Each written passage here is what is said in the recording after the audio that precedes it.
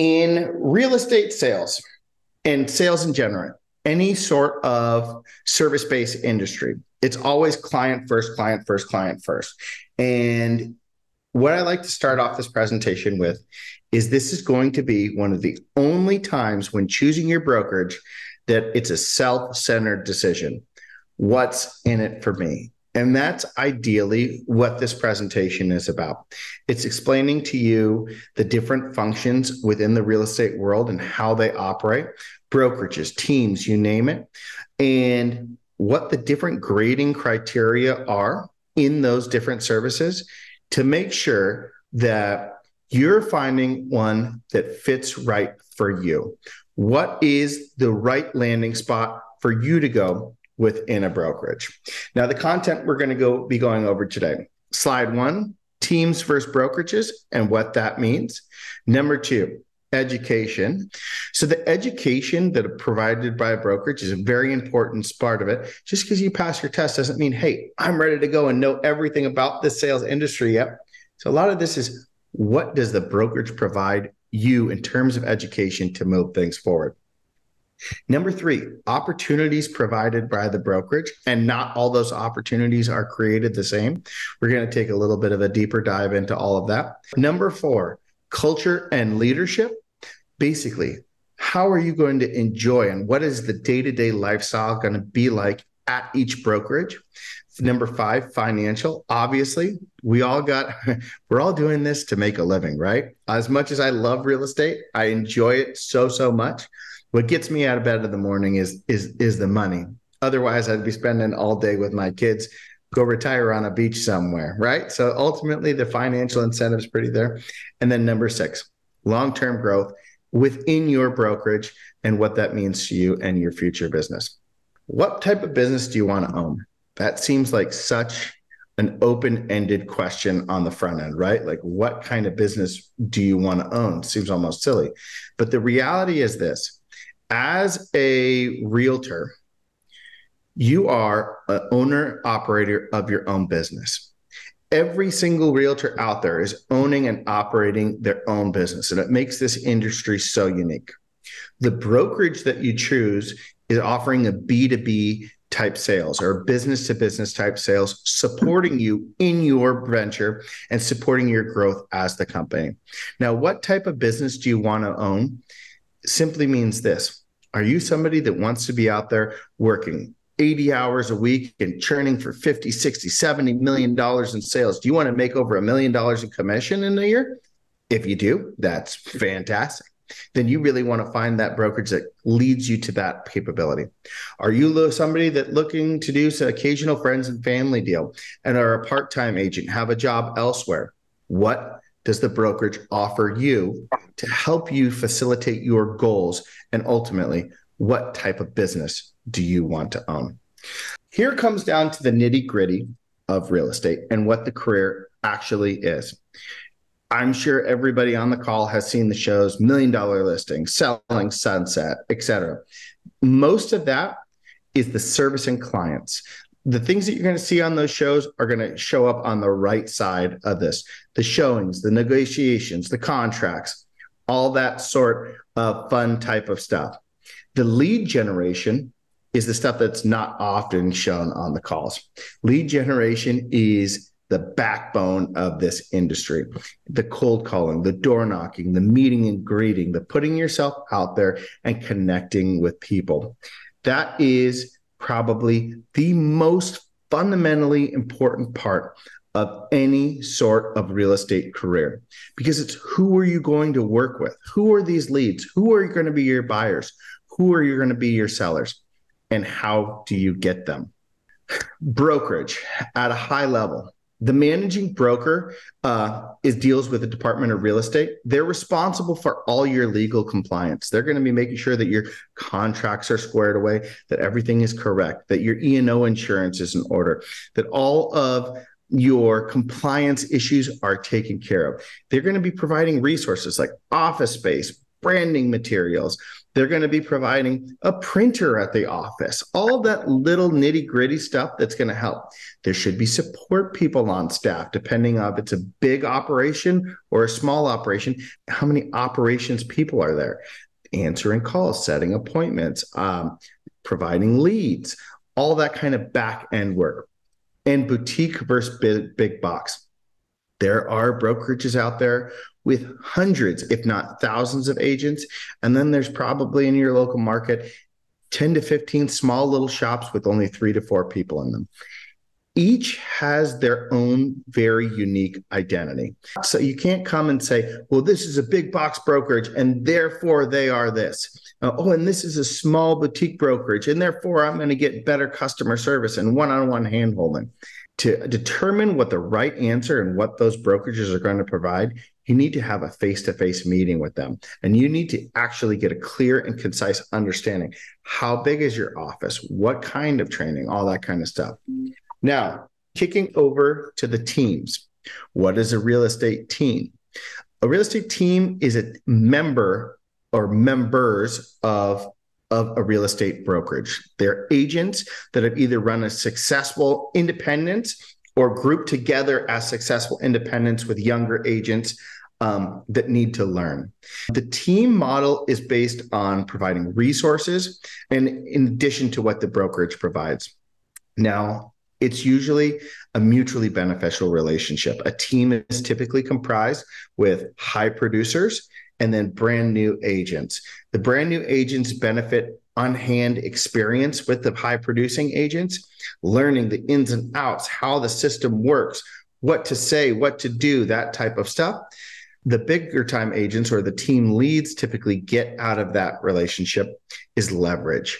They don't have to go answer every door, show up and put on every lockbox. They're able to be multiple places at once because they have the younger agents that they're training along the way to kind of get out and spread. Now, typically teams are also going to be a primary source of lead generation as well. The lead generation that we talked about earlier, sometimes it's passive. It's things like purchasing Zillow, Redfin, Trulia, Ojo leads. And sometimes it's things that are active, like cold calling, door knocking. How are they helping you get your leads? Small teams can be a little bit more intimate. Big teams can be large, but again, similar to the big box versus boutique brokerages, it's going to be on a case-by-case basis on the services that are provided and really the feeling. And it's very important to do those interviews to make sure you're getting the right fit. Now, why did I break down what is a brokerage and what is a team? Because they're both going to be things that you need to consider when you're making your decision. Are you going to go to a brokerage but work as an independent and not as a team? Do you want that team-based model when you come and join so you can learn? And are you interested in joining and opening your own team one day? These are all things that you need to help understand first when you understand what kind of business do I want to own? Because how are you going to get there? And what is the model that you're going to be doing to make that happen? Now, how does a brokerage activate a new agent? That is so important. Somebody in your situation that just passed your real estate class, okay, cool. I know about riparian rights now, right? Like I know that in 1987, a law was enacted that doesn't allow me to do X, Y, and Z. That's not really any information on how am I going to sell real estate? How am I going to help somebody find, buy, sell, et cetera, transact in real estate, and ultimately put that commission in my pocket? Who am I going to sell to? The brokerage and the team are supposed to be there to help you with that training. They need to help you focus on the key aspects and give you a chart and a vision forward on this is how you are going to become somebody. I always like to say within my own brokerage and within my own teams, we are not the Russian army. I'm not running you out to the front line, slapping a gun in your hand and saying, charge into the wild, good luck. That's unfair. And there are a lot of brokerages that do that, take that model. And unfortunately, that's why there's such a high turnover rate within the real estate industry. Not very many not a high percentage of real estate agents find early enough success to continue on in this career, especially considering that it's primarily commission only basis, right? So your original production and how you're succeeding, especially quickly, is going to really, really strengthen how long you can last in the industry and make a huge difference on whether you're going to make it or whether you're going to be a statistic. So finding out what kind of introductory training is provided by that brokerage is massively important. And what is it focusing on? Are they giving you training on something that is actually going to add business to your book of business? Are they building and adding revenue to your bottom line? Are they giving you exposure, the tips, tools, and TLC that you're going to need to get out there in the world and do these things? Those are the questions that you need to be asking yourself when you're interviewing these different brokerages. What are the new agent resources? What is the track record with new agents? Hey, of your last year, how many agents did you add to the team? And of those agents you added to the team, how many of them are still actively in production? How many of them have done a transaction? What is your average time for an agent to do a transaction? What is the average price point of your agent to do a transaction? What's the average volume on year 2, 3, 4? Do you have hard evidence? Or am I just going to be a statistic that's I signed up and put out there with no resources to figure it out or not? And that's not something that you're looking for. That's key things to avoid, is somebody that's going to have you sign up and then send you on your way to figure it out, because that's unfair and it's almost impossible. You need to have somebody that's going to be there to guide you along the way to get your career off the ground, because most of this stuff is not intuitive. You need to have there with a basic understanding. Who will you work with? I mean, that is so important on so many levels. How soon do you need a commission check? How much money do you have in your bank account? How long can you last before you get your first sale? That's something you truly have to consider. Are you somebody that's going to need to subsidize your current new commission only career with a side hustle or a different job? Are you going to be needing a team that provides some sort of base salary to you or something in that regard for providing a different service other than commission only sales? Who are you actually working with? Does the people, team, or brokerage that you're going to have a database large enough for you to actually glean off of and get clients to work with? Who's the ideal customer that you want to service? Are you somebody that's really going to be focusing on luxury? Are you focusing on first-time home buyers? Are you focusing on second home market, maybe downsizing? There's no right or wrong answer here, but if you have a vision on who you want to be, who you want to service, is the brokerage that you're working with going to help you facilitate and live out that vision? How will you engage them? How are they going to help you, and who are they going to help you with? Does the brokerage offer team leads or lead opportunity sources? Not all brokerages will give leads to new agents. Sometimes brokerages never buy leads. Sometimes you have to earn leads. Sometimes you get leads from day one. Those are all really important things to know coming into it. Now, leads are probably not as important as training. And I firmly believe that, because you can teach a person to fish and they can eat for the rest of your life. But if you give them the fish, they only eat for that night. So in my opinion, the training is probably more important than the actual leads coming in, because once you know how to do this, you can do it anywhere. But it's something that's going to need to be a personal decision, and what does it resonates with you? And what is the brokerage's success rate with new agents receiving leads? And how quickly can they turn those leads into actual sales? Culture. Now, culture is cadence is something we like to say. What does that mean? What kind of trainings? What kind of regular interview things, intervaled things do you have going on within your brokerage? Do you do meetups? Are you going to things? Are you keeping yourself engaged? Or are you just signing up and slipping off into nowhere? That is a super important thing to remember. Culture is cadence. What's on the schedule and how will I grow? What's the office space like? Are you remote? Are you all working from home? Do you have an office downtown? Is it somewhere that you want to spend your time? And are office hours required? Are you required to spend time in the office even though you're a commission only salesman? What's the leadership like? Who's there to hold your hand, and who's there to kind of point you in the right direction or bounce questions off of? And then when you do find that commission, that first one you're going to close, who can you call at 8 o'clock at night when you have a question and writing that answer? Is there going to be somebody there for you to support you as you start to find success and point you in the right direction and answer your questions for you? What's the expectation of agents, and can you live up to them? Or if you're coming into a brokerage that's going to require you to do, 100 cold calls a day before you get any sort of leads, is cold calling something that you're comfortable with? Is that going to be something that is going to be okay with a lead pillar for you? So these are all really important things to learn. I highly encourage, before signing up with a brokerage, to visit trainings. Visit their trainings and say, I would like to attend something to see how you present and what I can expect moving forward. And the reason I really say that is there should be full transparency. Within my teams and within my brokerage, our trainings are open to the world, because you know what? I want people to come in. I want to make those impressions. I want to meet people. And even if it's not somebody that's going to necessarily join my team, I might do a deal with them in the future. And I'd love to have that relationship founded. So that kind of training is important. You really should have transparency.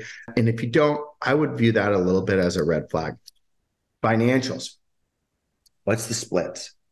Financials, again, I'm a money motivated person. It's to a fault almost. I love it. I love making money. I love getting commission checks. It drives me, and that's probably why I'm one of the top performers in my area. I love making money. But I have to say this, it shouldn't be the end all important thing for everyone. And here's why I mean that. What are splits? They're always going to have fees due to a brokerage. Some brokerages are based on a very low fee situation. Some brokerages are going to be built on a very high fee situation. Some teams are going to require high fees and high splits, but a lot of times those teams are going to be offering a lot of resources too. Some people believe they want 100% of the pie, even if that pie is this big, versus 50% of the pie that's big, because that's just how their mind operates. And that's not necessarily wrong. That's a personal decision. But you need to understand the financials. What are you being charged for? How much is it going to cost you to operate there? Are there any monthly fees for when you're not doing any sales, when you're getting your career up and running? Is it all inclusive, or are there additional costs for all the different resources? Are the resources that your broker is offering and claiming to provide you, are those offered for free? Or is that something that's going to be at a cost to you moving along the way? Are there franchise fees? Every single big brokerage, other than cloud-based brokerages, has a franchise, and they do technically have a franchise fee. They're just nominal. They're super low. Where not only are you paying the broker owner, but you're also paying the big corporation, the company that owns the stock, if you will. So you need to figure out what all those fees are going to add up to and how much of your dollar you're actually going to keep. And then also, what are the exact expected costs for a brand new agent? That should be incredibly transparent from the very beginning. What is going to be my upfront cost is something that you should ask every broker along the way, period. Long-term opportunities. Now, this is the growth stuff. This is important. This is very important for long-term growth. But let's also be honest. In the world that we are in right now, not everyone gets a job when they're 18 and works in the same place until they retire at 75 and has one place forever.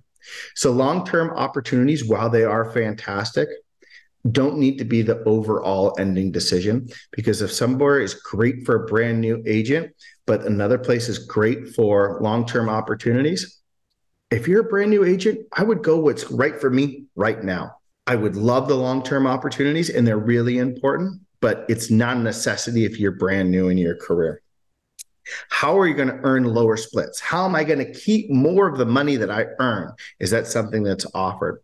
Does your brokerage support teams? Are we able to grow that? Is there leadership opportunities that I can step up within the brand and get more sort of profits or more of the piece of the pie?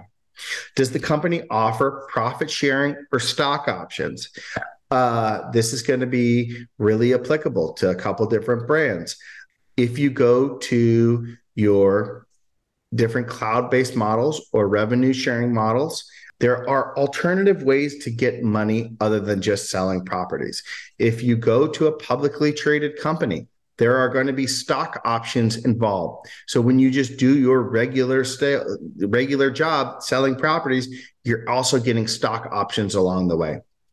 That can be something that can maybe sway your opinion. Hey, I want to basically make additional money in long-term stock options for doing what I do on a daily basis. Do experienced agents at the brokerage have a business you're envious of?